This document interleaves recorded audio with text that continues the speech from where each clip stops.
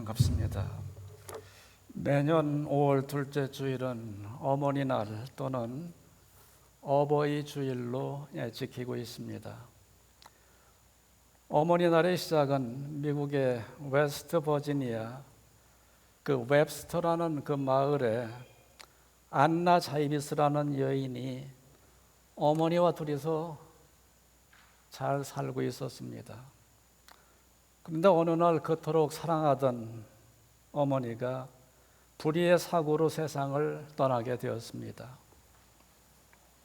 어머니가 세상을 떠나게 되자 그는 어머니가 살아계실 때 효도를 다하지 못한 것을 늘 마음속에 가슴 아파했습니다.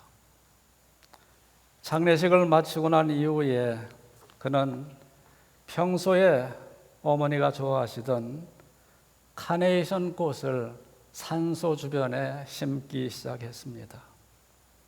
그리고 그녀의 가슴에 어머니를 생각하며 카네이션 꽃을 달고 다녔습니다.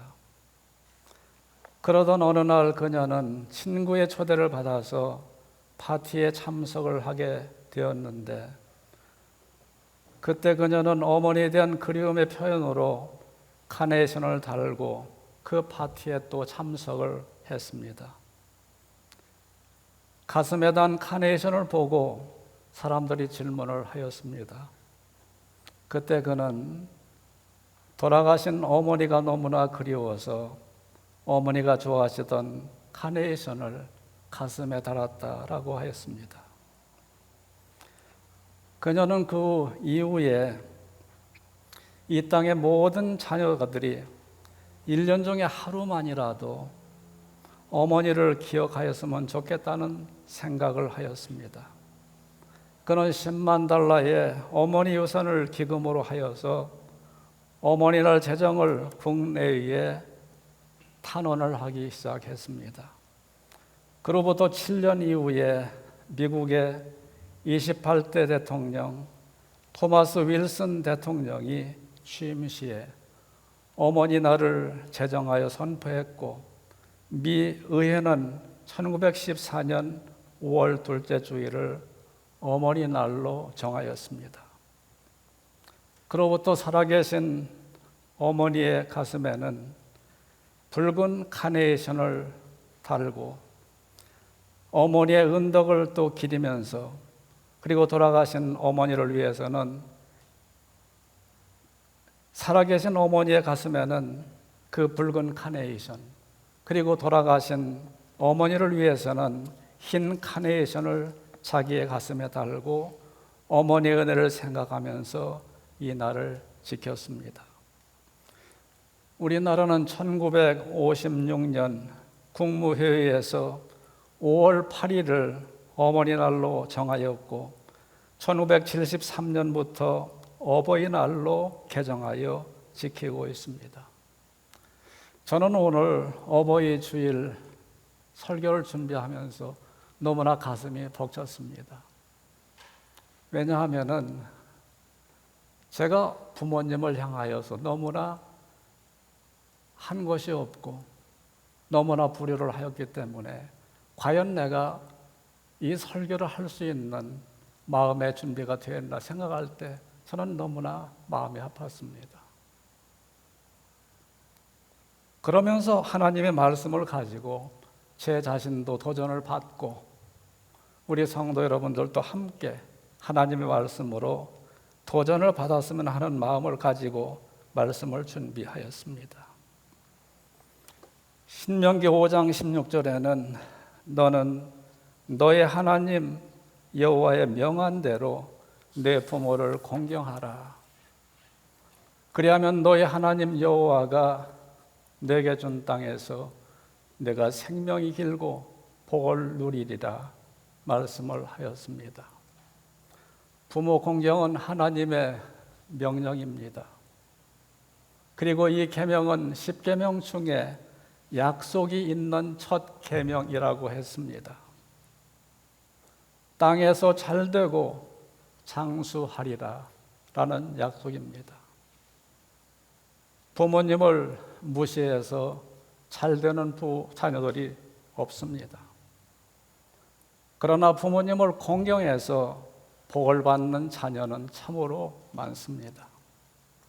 그런데 부모를 공경한다는 것이 그렇게 쉽지만은 않습니다. 말로는 이해가 되고 말로는 쉬운데 막상 실천하려고 하면은 잘 안 되는 것이 부모 공경입니다. 부모님을 공경하고 싶은 마음이 있어도 마음대로 되지 않는 경우가 많습니다. 부모와 자녀의 생각이 다르기 때문에 부딪히는 것이 많습니다. 세대 간의 갈등도 있습니다. 여행을 가도 부모님이 원하는 것과 자녀들이 원하는 것이 다를 수 있습니다. 음식을 먹어도 좋아하는 것이 서로 다릅니다. 생각도 다르고 원하는 것도 다릅니다. 우리 부모님들은 연세가 들어갈수록 몸과 마음이 약해지고 판단 능력이 떨어지고 원치 않는 행동을 할 때도 있습니다.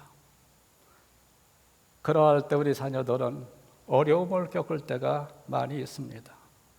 그런데 성경은 우리에게 내 부모를 공경하라. 오늘 말씀에 보면은 22절에 너를 낳은 아비에게 청종하고 내 늙은 어미를 경히 여기지 말라. 여기에 보면은 첫 번째 부모 공경을 할 때 부모님의 말씀을 청종하라라는 말씀입니다. 부모님의 말씀을 잘 듣고 부모님을 무시하지 마라라는 말씀입니다. 부모님은 하나님의 대리인입니다. 하나님은 부모님의 마음에 자신보다 자식을 더 사랑하는 마음을 심어 주셨습니다. 자식이 잘 되는 것이 부모님의 원하는 것입니다. 그러므로 부모님의 말씀을 청종하는 것이 우리 자녀들이 잘 되는 것입니다. 부모에게 순종하는 일은 하나님의 음성에 귀를 기울이는 일이기도 합니다. 청종이라는 단어를 원어에 보면은 쉐마라는 단어를 쓰고 있습니다. 이것은 명령형으로 듣고 순종하라라는 말씀입니다. 사탄의 전략은 우리의 귀를 막아서 하나님께 불순종하게 만드는 것입니다. 사람이 겉으로 보기에는 잘 듣는 것 같지만 사실은 다른 생각을 할 때가 많이 있습니다. 그래서 야고보서 1장 19절에는 내 사랑하는 형제들아 너희가 알거니와 사람마다 듣기는 속히하고 말하기는 더디하고 성내기도 더디하라 라고 말씀을 했습니다. 죄짓기 전에는 잘 들었습니다. 의사소통이 잘 되었습니다. 그러나 죄가 들어온 이후에 하나님과의 관계가 단절되었고 소통에 문제가 생겼습니다. 하나님의 말씀을 들어도 깨닫지 못하고 하나님의 말씀에 순종하지 못하게 되었습니다. 우리가 바벨탑 사건을 잘 아십니다. 노아 홍수 이후에 사람들이 신할 평지에 거하며 벽돌로 돌을 대신하고 역청으로 진흙을 대신하여서 성읍과 탑을 높이 쌓아가고 있었습니다. 이 말씀 속에서 깨닫게 되는 것은 무엇인가 하면은 돌과 진흙으로 쌓던 그런 건축 기술에서 이제는 벽돌과 역청으로 높이 집을 쌓기 시작을 한 것입니다. 많은 발전을 이루고 있는 이런 상황이었습니다. 문명의 발달과 함께 그들은 탑을 높이 쌓아가서 하늘 꼭대기에 높이 올라가기를 원했습니다. 자기들이 올라가서 하나님과 더 가까이 만나기를 원했고 자기들이 섬기는 신과 더욱더 가까이 만나기를 원하는 그런 마음이요. 그리고 꼭대기에 올라가서 자기 이름을 내고 싶은 그런 마음이 있었습니다. 하나님께서 그들의 경영하는 것을 보시고 선하지 못함을 아시고 그 바벨탑 쌓는 일을 막으셨습니다. 하나님은 아담과 하와를 하나님의 형상대로 지으셨습니다. 복을 주시면서 하신 말씀이 생육하고 번성하여 땅에 충만하라. 땅을 정복하라. 바다의 물고기와 하늘의 새와 땅에 움직이는 모든 생물을 다스리라. 무릇 생명 있는 생명체에는 생육하고 번성하여 땅에 충만하라 말씀을 하였습니다. 이 바벨탑 사건은 하나님의 말씀의 정면으로 도전하는 사건이었습니다. 성을 견고히 하여서 탑을 하늘 높이 쌓아서 자기 이름을 내고자, 그리고 지면에서 흩어짐을 막고자 한 것입니다. 하나님의 형상대로 지음을 받은 인간의 본분이 무엇인가? 하나님을 경외하고 하나님 말씀에 순종해서 하나님의 이름을 높이는 것입니다. 하나님을 기뻐하고 하나님을 영원토록 즐거워하는 것이 사람의 본분인 것입니다. 하나님께서 바벨탑 쌓기를 어떻게 막으셨습니까? 언어를 혼잡하게 한 것입니다. 서로 간의 소통을 막으셔서 더 이상 벽돌을 쌓을 수 없게 하셨습니다. 우리는 하나님의 말씀을 들어야 됩니다. 쉐마, 들으라. 듣고 이해하고 응답하고 순종하라. 성경은 말씀합니다. 내 부모를 공경하라. 아멘입니까? 아멘이에요. 우리 부모님을 공경해야 됩니다. 부모님을 공경하는 일은 부모님의 말씀에 귀를 기울이는 데서부터 시작하는 것입니다. 연세가 들면은 하고 싶은 말씀이 많습니다. 그러나 들어보면은 새로운 말씀은 거의 없습니다. 그래도 들어주는 겁니다. 다 아는 내용이지만 오늘 내가 부모님의 음성을 들을 수 있다는 것이 사실은 복인 것입니다. 돌아가시면 그 음성을 들을 수 없습니다. 저는 개인적으로 부모님과 떨어져 산 세월이 너무 길었습니다.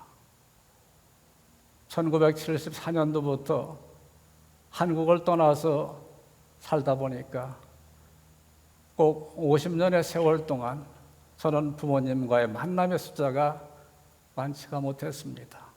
그리고 부모님은 세상을 떠나셨습니다. 더 이상 듣고 싶어도 듣지 못하는 그 안타까움이 있습니다. 두 번째 본문을 통해서 깨닫게 되는 것은 부모를 공경할 때에 진리를 소중히 여기며 살아라 말씀입니다. 23절에 보면은 진리를 사되 팔지는 말며 지혜와 분계와 명철도 그리하라 말씀을 하였습니다. 여기 보면은 진리를 사고서 팔지 말라는 말은 진리를 소중히 여기라라는 말씀입니다. 소중한 것을 소중하게 여길 수 있어야 됩니다. 에서는 팥죽 한 그릇에 장자의 명분을 팔았습니다. 야곱에게 모든 것을 다 빼앗기고 말았습니다. 우리 모두에게 가장 소중한 것은 진리입니다. 세상의 것은 다 변합니다. 학문도 변하고 유행도 변하고 가치관도 변하고 세상의 부귀영화도 영원한 것이 없습니다. 세월이 지나면 변하는 것입니다. 그러나 세상에 변하지 않는 것이 있습니다. 창조주 하나님과 하나님의 말씀입니다. 피조물은 다 변하지만 창조주는 영원한 것입니다. 우리 주님께서 이 세상에 오셔서 내가 곧 길이요 진리요 생명이라 말씀을 하셨습니다. 여러분, 부모님이 가장 기뻐하시는 것이 우리 자녀들이 진리 가운데 바로 서는 것입니다. 진리 가운데 승리하는 여러분이 되시기를 바랍니다. 요한3서 1장 3절 4절에 보면은 형제들이 와서 내게 있는 진리를 증거하되 내가 진리 안에서 행한다 하니 내가 심히 기뻐하노라. 내가 내 자녀들이 진리 안에서 행한담을 듣는 것보다 더 즐거움이 없도다 라고 말씀을 했습니다. 사도 요한은 내 자녀들이 진리 가운데서 행한담을 듣는 것보다 더 즐거움이 없도다 라고 우리들에게 말씀을 전합니다. 믿음의 부모는 자녀들이 진리를 소중히 여기며 진리 가운데 사는 것을 볼 때에 가장 기쁜 것입니다. 그보다도 큰 즐거움이 없습니다. 공부를 잘하고 좋은 직장에서 일을 하고 좋은 배우자 만나서 가정을 이루고 사업이 잘 되어 돈을 많이 버는 것도 중요하지만 자녀가 진리 가운데 바르게 사는 것, 즉 하나님을 사랑하고 이웃에게 선한 영향력을 끼치고 믿음 생활 잘하고 부모님께 효도하고 형제간에 우애 있게 사는 것을 볼 때에 그 자녀를 인하여서 부모는 기쁨을 얻게 되는 것입니다. 24절에 보면은 의인의 아비는 크게 즐거울 것이요 지혜로운 자식을 낳은 자는 그를 인하여 즐거울 것이니라 말씀을 했습니다. 의인의 아비, 지혜로운 자식을 낳은 부모는 크게 즐거워하게 되는 것입니다. 자식으로 말미암아 누리게 될 아비의 기쁨입니다. 세 번째, 어떻게 부모님을 공경해야 되는가? 부모님을 즐겁게 해드리는 것입니다. 25절에 보면은 내 부모를 즐겁게 하며 너를 낳은 어미를 기쁘게 하라. 내 부모를 염려하게 하거나 근심되게 하지 말라라는 말씀입니다. 잠언 17장 25절에 미련한 아들은 그 아비의 근심이 되고 그 어미의 고통이 되느니라 라고 했습니다. 그러면 어떻게 하면은 부모님께서 염려하거나 근심하지 않게 하실 수 있을까? 그것은 자녀들이 건강하게 사는 것입니다. 자녀들이 아픈 것보다 부모의 마음을 힘들게 하는 것이 없어요. 자녀들이 먼저 아파서 세상을 떠난 것보다 부모가 가슴 아픈 일이 무엇이 있겠습니까? 그래서 자녀들이 건강하게 사는 것이 부모에게 효도하는 것입니다. 육신의 건강, 정신의 건강, 영적인 건강을 잘 지켜 나가시기를 바랍니다. 그리고 자녀들이 행복하게 살아야 부모는 기쁜 것입니다. 형제간에 서로 사랑하고 사이좋게 살아야 됩니다. 교회에서도 우리 성도들이 서로 사랑하고 사이좋게 사는 것을 볼 때에 하나님이 기뻐하시고 또 다른 사람들이 볼 때에도 좋은 것입니다. 서로 사랑하고 행복하게 사는 여러분이 되시기를 바랍니다. 범사에 감사하면서 선한 영향력을 끼치시는 것을 볼 때에 부모님은 기뻐하시는 것입니다. 그리고 네 번째는 어떻게 부모님을 공경해야 되는가? 여러분들의 마음을 들이시기를 바랍니다. 내 아들아, 26절에 보면은 뭘 달라고 그래요? 내 마음을 내게 주며 내 눈으로 내 길을 즐거워할지니라. 사람에게 있어서 가장 소중한 것은 그 사람의 마음입니다. 사람은 외모로 사람을 보기가 쉽습니다. 그러나 하나님은 그 사람의 마음입니다. 중심을 보시는 것입니다. 하나님께서 사울 왕을 폐하시고 다윗을 왕으로 세울 때 보시는 것이 마음이었습니다. 자녀들이 부모님께 잘 해드리는 것 중요합니다. 용돈도 드리고 필요한 것을 또 채워드리는 것 중요합니다. 그러나 그것보다 더 소중한 것은 여러분들의 마음을 드리는 것입니다.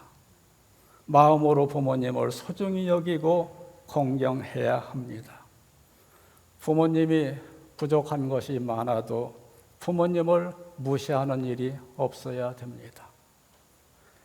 내 눈으로 내 길을 즐거워하라 말씀을 합니다. 부모님이 살아온 인생의 길을 바라보십시오. 부족한 것도 많고 부끄러운 것이 많을 것입니다.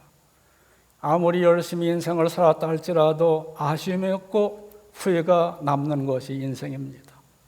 노아는 당대 의로운 사람이고 완전한 사람이었습니다. 하나님과 동행한 사람이었습니다.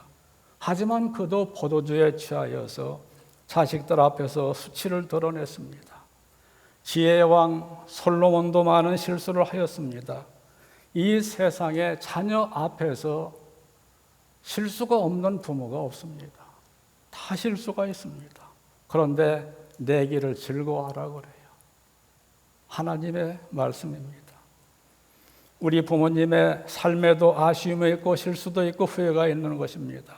하지만 자기를 낳으시고 길러주신 부모님의 사랑과 수고와 헌신을 생각하며 부모님께 감사하시기 바랍니다. 아브라함 링컨의 이야기입니다. 아버지는 구두 수선하는 사람이었습니다.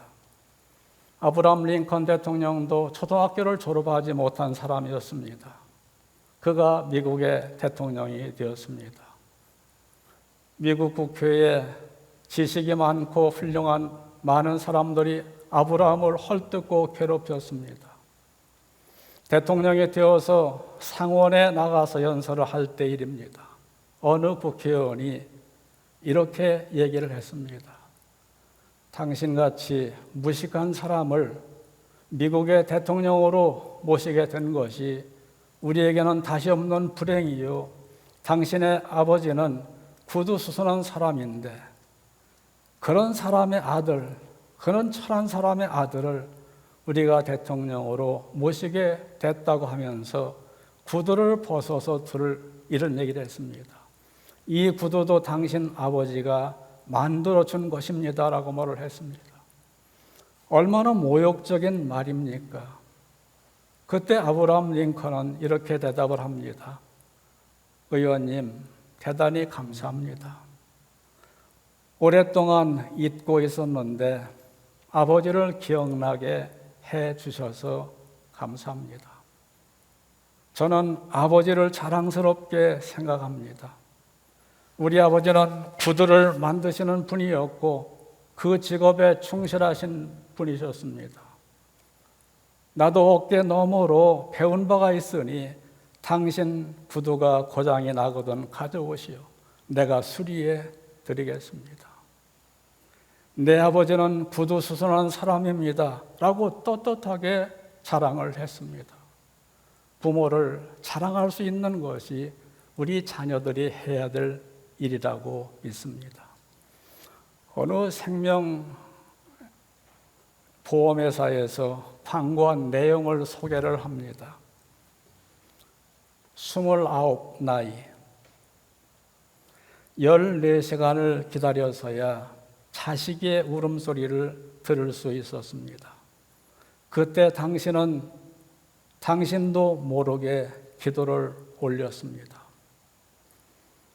37살 자식이 초등학교에 들어가 우등상을 탔습니다. 당신은 액자를 만들어 가장 잘 보이는 곳에 걸어 두었습니다. 아직도 당신의 방에는 누렇게 바랜 액자가 걸려 있습니다. 43살 일요일 아침 모처럼 자식과 뒷산 약수터로 올라갔습니다. 이웃 사람들은 자식이 아버지를 닮았다며 인사를 건넸습니다. 당신은 괜히 기분이 좋았습니다. 48살 자식이 대학 시험을 보러 갔습니다. 당신은 평소와 다름없이 출근했지만 하루 종일 일이 손에 잡히지 않았습니다.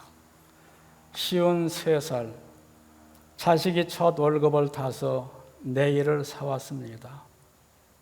당신은 쓸데없이 돈을 쓴다고 나무랐지만 밤이 늦도록 그 내를 입고 보고 또 입어봤습니다. 61 딸이 시집을 가는 날이었습니다. 딸은 도둑 같은 사위 얼굴을 쳐다보며 한바구음을 피웠습니다. 당신은 나이 들고서 처음으로 눈시울이 붉어졌습니다. 오직 하나 자식 잘되기만을 바라며 살아온 한평생, 하지만 이제는 희끗희끗한 머리로 남으신 당신, 우리는 당신을 아버지라 부릅니다. 그리고 이어지는 어머니의 광고 내용입니다.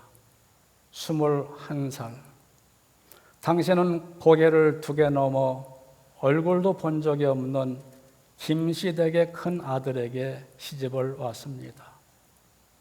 26살, 시집 온 지 5년 만에 자식을 낳았습니다.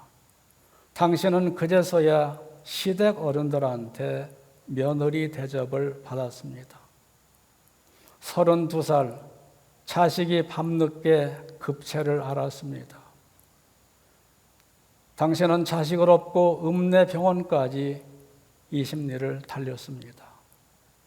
40살, 그의 겨울은 유난히 추웠습니다. 당신은 자식이 학교에서 돌아올 무렵이면 자신의 외투를 입고 동구 밖으로 나갔습니다. 그리고 자식에게 당신의 체온으로 덮여진 외투를 입혀 주었습니다. 52살, 자식이 결혼할 여자라고 집으로 데려왔습니다. 당신은 분칠한 얼굴이 싫었지만 자식이 좋다니까 당신도 좋다고 했습니다. 60살, 환갑이라고 자식이 모처럼 돈을 보냈습니다. 당신은 그 돈으로 자식의 보약을 지었습니다. 65살, 자식 내외가 바빠서 아침 일찍 올라갔다며 당신 평생 처음으로 거짓말을 했습니다. 오직 하나 자식 잘되기만을 바라며 살아온 한평생, 하지만 이제는 깊게 주름진 얼굴로 남으신 당신, 우리는 당신을 어머니라 부릅니다. 많은 사람들이 이 광고를 보고 울었다고 합니다. 우리 아버지와 어머니의 자화상이 그려져 있는 광고의 내용입니다. 이 광고를 통하여서 아버지와 어머니의 사랑이 무엇인가를 느낄 수 있습니다. 2024년 어버이 주일입니다. 오늘 말씀을 통해서 우리에게 주시는 하나님의 메시지입니다. 여러분 부모님을 공경하시기 바랍니다. 부모님의 말씀에 귀를 기울이시고 진리 가운데 굳건히 서시고 부모를 즐겁게 해드리는 일에 힘쓰시고 부모님에게 마음을 드리고 부모님이 살아온 인생의 길을 인정하여 드리고 자랑스럽게 여기는 여러분이 되시기를 바랍니다. 송강 정철이 지은 내용을 잘 알고 있습니다. 어버이 살아계실 때 섬기기를 다하여라. 한 번 가신 뒤에 애달프다 어이하리. 생전에 못할 일 이뿐인가 하노라. 지금 효도하지 못하고 나중에 효도하려고 하면은 더 이상 부모님은 기다려주시지 않습니다. 연로하신 어느 원로 목사님 댁에 방문을 한 적이 있습니다. 슬하에 많은 자녀들이 있었지만 다 성장해서 나가서 부모님을 찾아오지를 못하는 그런 목사님이었습니다. 그 집 거실에 걸려있는 내용이 수욕정이나 풍부제하고 자욕양이나 친부대라. 한문으로 된 그 글귀를 보고서 바로 이런 마음이 들었습니다. 수욕정이나 풍부제라. 나무는 고요하기를 원하지만은 바람은 그치지 아니하고 자욕양이나 친부대라. 자식들은 부모님을 공경하고 싶은데 부모님은 기다려주지 않더라 라는 그 글귀만 덩그러니 남아있는 것을 보았습니다. 그렇습니다. 부모님이 살아계실 때 한 번도 찾아뵙고 한 번도 전화드리고 한 번도 스킨십 해드리고 음식을 드실 수 있을 때 한 번도 사드리시고 거동할 수 있을 때 여행도 시켜 드리시기를 바랍니다. 오늘 시작할 때 어머니의 노래 나실제 괴로움 다 잊으시고 기르실 때 밤낮으로 애쓰는 마음 진자리 마른 자리 가라니시며 손발이 다 닳도록 고생하시네 하늘 아래 그 무엇이 높다 하리요 어머님의 희생은 가히 없어라. 기도하겠습니다.